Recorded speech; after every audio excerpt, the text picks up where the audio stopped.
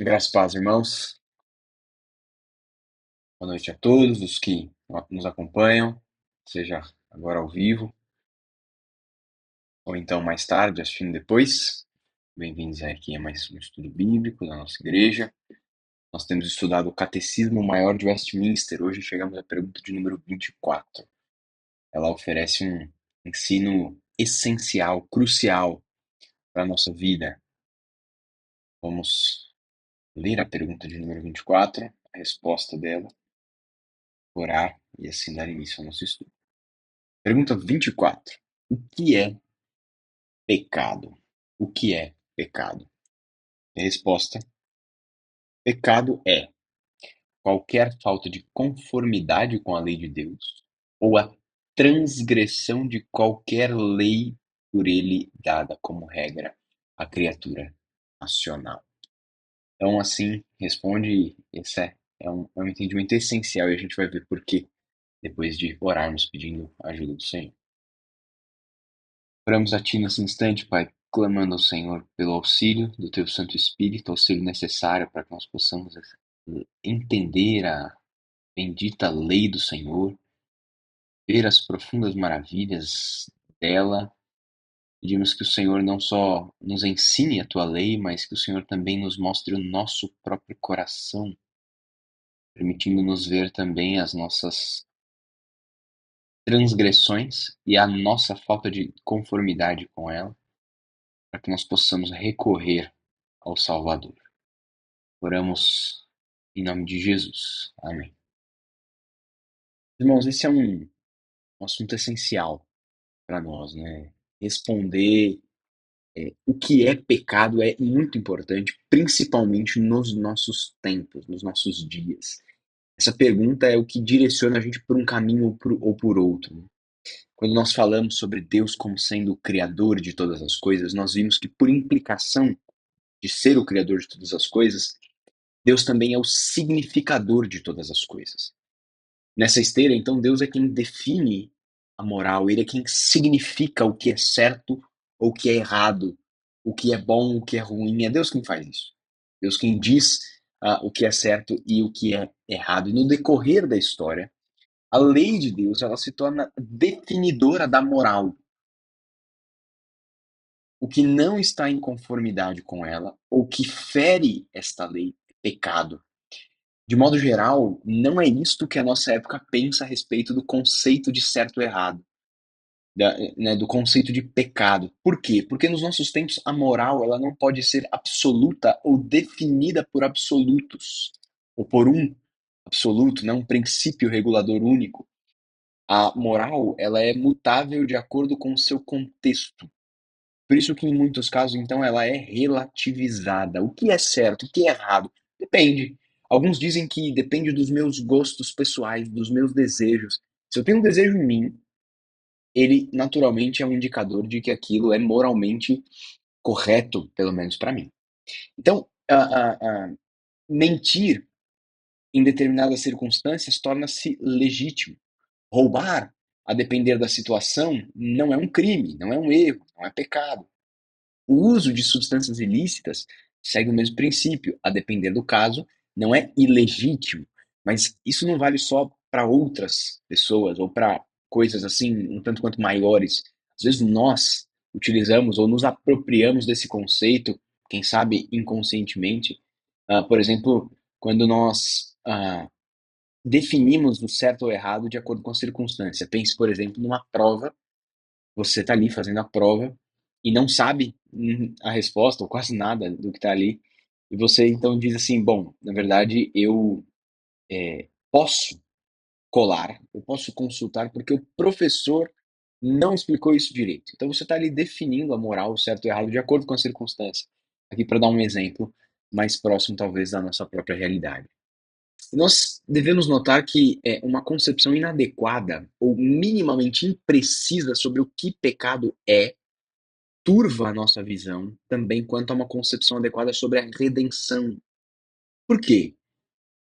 Porque quem é que precisa ser redimido, meus irmãos, se não um pecador?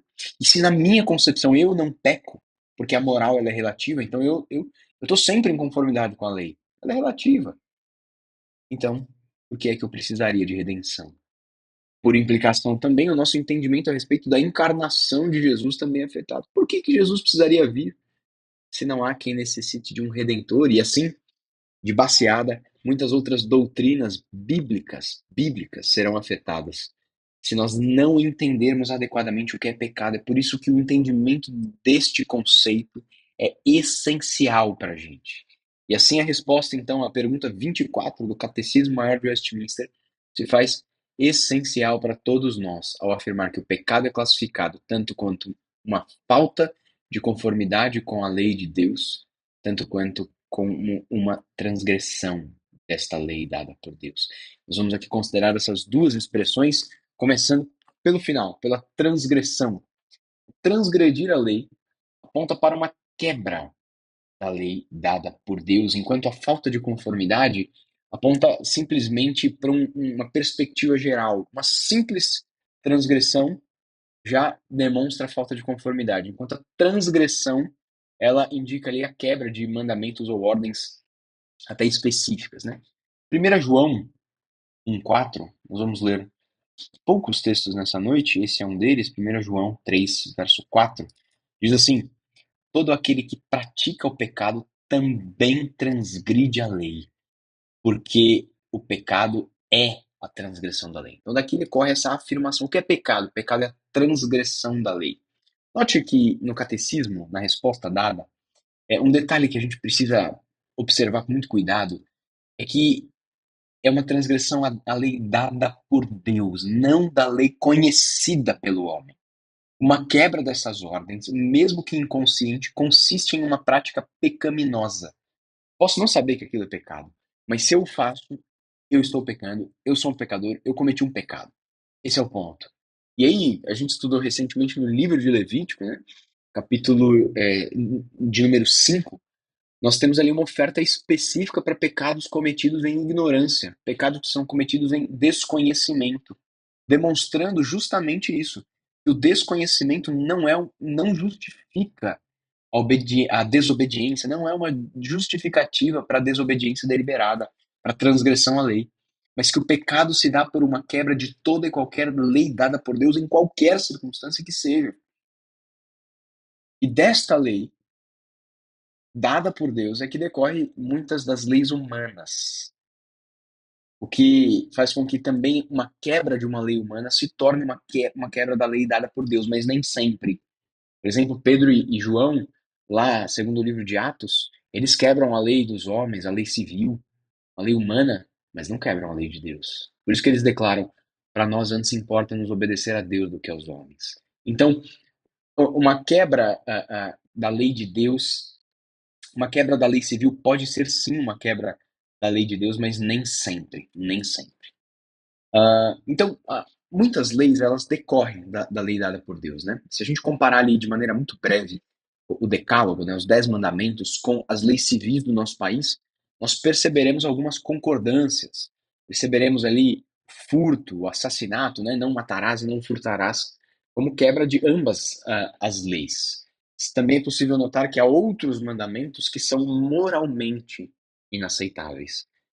Se bem que assim, os tempos têm mudado muito, né? Mas friamente, sem aqui entrarmos nos meandros, os mandamentos tais como honrar pai e mãe, não dizer falso testemunho, né, mentir, não adulterar, não cobiçar, também constituem-se numa quebra de uma lei moral. Então, se eu cobiçar, eu não vou estar cometendo um crime no Brasil, mas certamente isso não é bem aceito na sociedade. Mentir é a mesma coisa.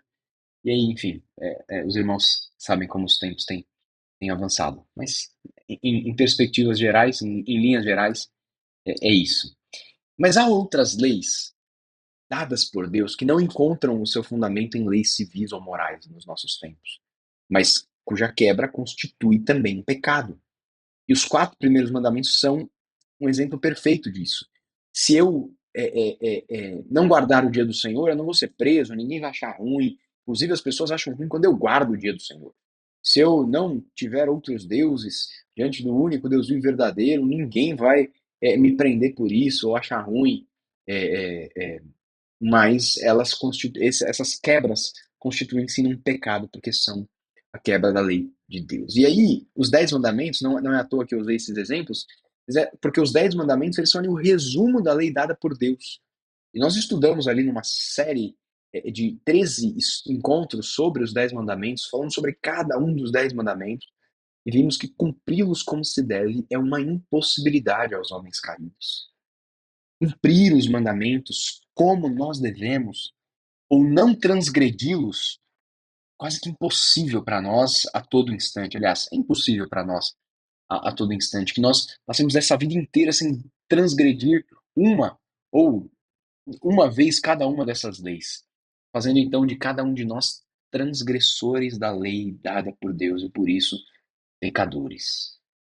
Mas o pecado também é descrito como uma falta de conformidade desta mesma lei dada por Deus. E aí nós recorreremos aqui a Gálatas, capítulo de número 3, verso 10, e diz exatamente assim: quantos, pois, são das obras da lei, estão debaixo de maldição. Porque está escrito: maldito todo aquele que não permanece em todas as coisas escritas no livro da lei para praticá-las. O próprio Senhor Jesus diz em outra ocasião que aquele que descumpre uma simples lei, simples parte da lei, já é um transgressor dela inteira, já está em falta de conformidade com ela. Por isso, então, nós observamos que é pecado também não estar à altura da exigência da lei do Senhor. Pensando nisso, Davi, Salmo 15, ele questionou certa vez, num salmo que nós estudamos este ano na igreja, ele questionou quem é que poderia habitar com o Senhor, aí no verso 1, concluindo ao final, no verso 5, que apenas os que estão em plena conformidade com a lei dada por Deus é que poderiam. Ele disse assim: quem vai habitar com o Senhor? E ele responde: o que vive com integridade e pratica a justiça e de coração fala a verdade. O que não difama com a sua língua, não faz mal ao próximo, nem lança injúria contra o seu vizinho. Que aos seus olhos tem por desprezível ou réprobo, mas honra os que temem ao Senhor. O que jura com dano próprio não se retrata. O que não empresta seu dinheiro com usura, nem aceita suborno contra o inocente. Quem deste modo procede, não será jamais abalado. Davi está dizendo assim, ele que é perfeito na sua conduta, na sua fala e nos seus compromissos. Quem é perfeito, quem está em plena conformidade com a lei dada por Deus, que pode habitar com o Senhor. Porque esses são os não pecadores, os que não cometem pecado. E aí a gente volta para nós mesmos e nos pergunta: será que eu estou em conformidade com a lei? Será que você está em conformidade com a lei dada por Deus? Considere apenas o resumo dela, Mateus 22, a partir do 34. A pergunta que um fariseu pergunta. A partir do 35. Um deles, intérprete da lei, né, dos fariseus, experimentando, lhe perguntou: Mestre, qual é o grande mandamento na lei? Respondeu-lhe Jesus: amarás o Senhor teu Deus de todo o teu coração, de toda a tua alma e de todo o teu entendimento. Esse é o resumo dos 4 primeiros mandamentos. Então, se você acha que cumpre este mandamento aqui, este grande mandamento, está em conformidade com a lei de Deus neste direcionamento, então estude lá os 4 primeiros mandamentos e volte depois com a resposta. Este é o grande e primeiro mandamento, diz o Senhor. O segundo, semelhante a este, é: amarás o seu próximo como a ti mesmo. Destes dois dependem toda a lei e os profetas. Será que se apenas considerar o segundo, aqui, o segundo grande mandamento, de amar o seu próximo com a si mesmo, será que você estaria em conformidade com a lei? E com relação ao seu amor a Deus? Meus irmãos, se nós analisarmos de maneira não precisa nem ser tão profunda, mas se nós formos sinceros na nossa análise, nós reconheceremos a nossa própria corrupção. Se nós tomarmos por tomarmos por significado de pecado exatamente isso que os teólogos de Westminster responderam e nós vimos na Escritura que é a definição de pecado, então nós reconheceremos não só o nosso próprio estado como pecadores, transgressores da lei, de quem não está em conformidade com ela, mas também reconheceremos a nossa necessidade de um redentor que não se encaixe nestas características. Ou seja, um redentor que não transgrida a lei e que esteja em conformidade com ela. Será que é possível?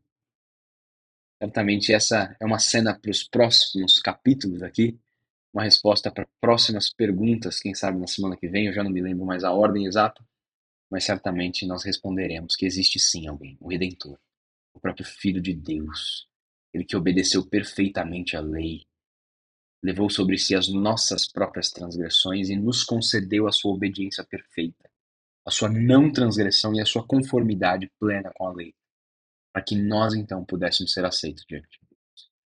Jesus Cristo, o Redentor, aquele que não conheceu o pecado, mas se fez pecado em favor de nós. Deus assim o abençoe e esclareça essa verdade no seu coração. Vamos orar mais uma vez? Te agradecemos, Senhor, por Jesus, aquele que não conheceu o pecado, mas se fez pecado para nos salvar. Para que nós que não estamos em conformidade com a lei, que a transgredimos frequentemente, possamos nos encontrar conformes, já agora sem nenhuma condenação, porque estamos unidos a Ele em sua morte e assim e também em sua ressurreição. Louvamos por isso e pedimos perdão pelas nossas faltas, Pai. Ajuda-nos a, pelo poder do Teu Santo Espírito, vencer a nossa própria carne, a fim de não mais transgredirmos a Tua lei. Assim nós oramos em nome de Jesus. Amém. Meus irmãos, que Deus os abençoe. Nós nos despedimos nesta quarta-feira. Se lembrei dos nossos encontros do fim de semana, nosso em café da SAF, né? Nesse sábado também, para a programação das nossas mulheres. Escola dominical às 9 horas da manhã, encerraremos os atributos comunicáveis de Deus. E domingo à noite retornaremos às exposições em Levítico, além da ministração da Santa Ceia. Que Deus os abençoe. Nós nos vemos lá na igreja. Até mais. Tchau, tchau.